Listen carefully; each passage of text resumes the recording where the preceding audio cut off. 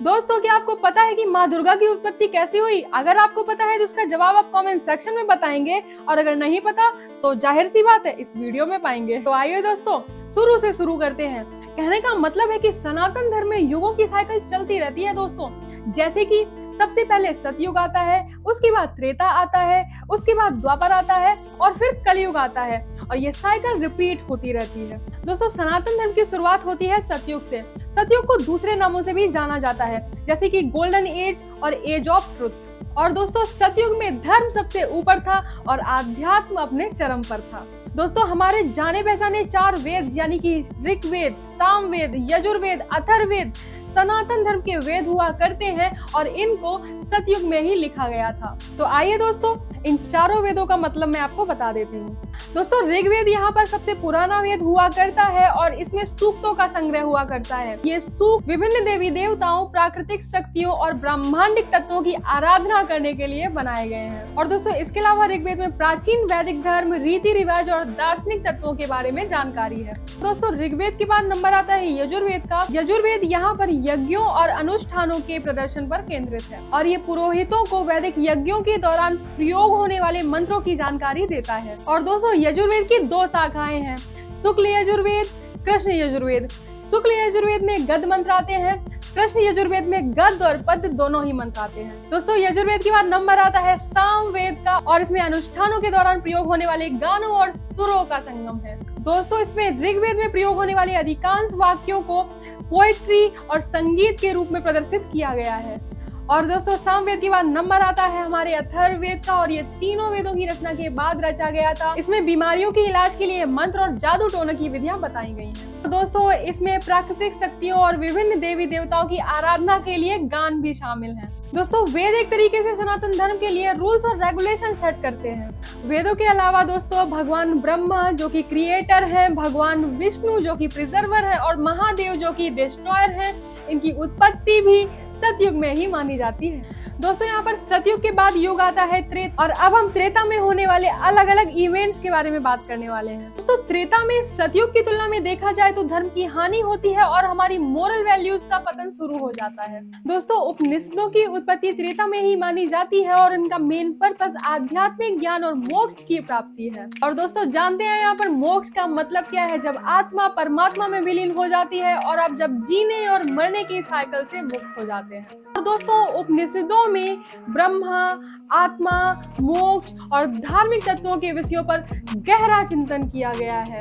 और दोस्तों, उपनिषदों की जो भाषा है ये गहरी तो है ही पर दार्शनिक भी है। तो वो उपनिषद ही है जिनके माध्यम से व्यक्ति अपनी आत्मा की पहचान करता है और मोक्ष प्राप्ति के रास्ते को जानता है।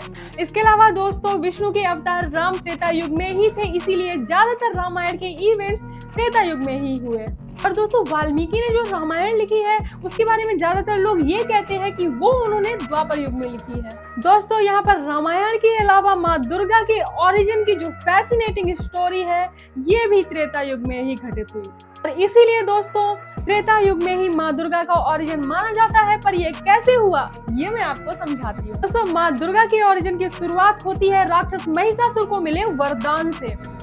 महिषासुर ने ब्रह्मा की आराधना की और उन्होंने उसको वरदान दे दिया कि कोई भी देवता उसको हरा नहीं पाएंगे। और दोस्तों, इसके बाद महिषासुर ने पूरे ब्रह्मांड में कहर ढा दिया और देवता उसको हरा भी नहीं पा रहे थे। और दोस्तों, देवता महिषासुर के प्रकोप से परेशान होकर होली ट्रिनिटी और सनातन धर्म के पास गए, यानी कि वो ब्रह्मा, विष्णु और महेश के पास में गए। इसके बाद दोस्तों, तीनों लोगों ने यानी कि ब्रह्मा, विष्णु, महेश ने अपनी एनर्जीज को एक पॉइंट पर केंद्रित कर दिया, और यहीं से ओरिजिन माना जाता है माँ दुर्गा का। तो माँ दुर्गा के पास जो शक्तियां थी ये बहुत सारे देवी देवताओं से आई थी। किसी एक देवता ने उनको शक्ति नहीं दी थी, ये बहुत सारे देवी देवताओं से मिलकर आई थी। जैसे कि दोस्तों, भगवान ब्रह्मा ने उनको इंटेलिजेंस दिया, भगवान विष्णु ने उनको शस्त्र दिए, और महादेव ने उनको त्रिशूल दिया। इसके अलावा दोस्तों, देवी देवताओं ने उनको एक शेर भी दिया और उनकी भुजाओं के लिए दूसरे शस्त्र भी दिए। और दोस्तों, माँ दुर्गा के ओरिजिन के बाद उनका राक्षस महिषासुर से 9 दिनों तक और 9 रातों तक भयंकर युद्ध चला, और फाइनली 10वें दिन उन्होंने राक्षस महिषासुर को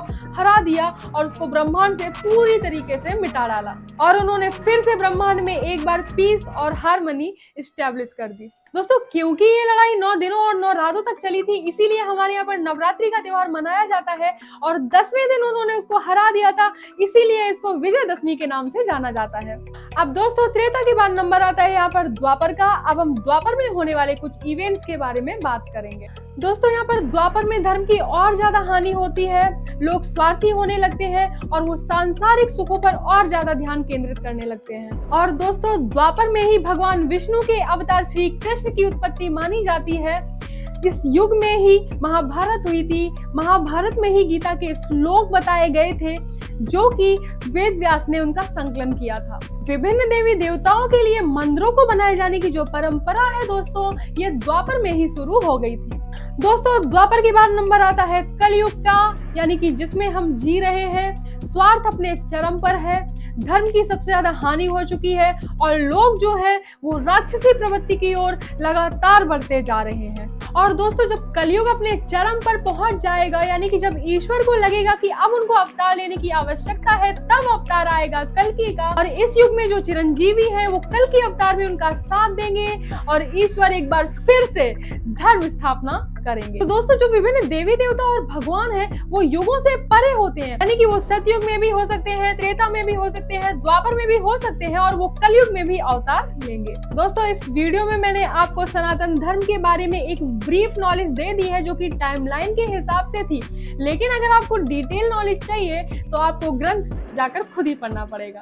तो दोस्तों अगर आपको ये वीडियो पसंद आया है तो आपको ये वीडियो भी डेफिनेटली पसंद आएगा, जिसमें हमने अमेज़न की इंटरेस्टिंग स्टोरी के बारे में बात करी है। तो जाइए फिर इस वीडियो को देख लीजिए। Thank you so much.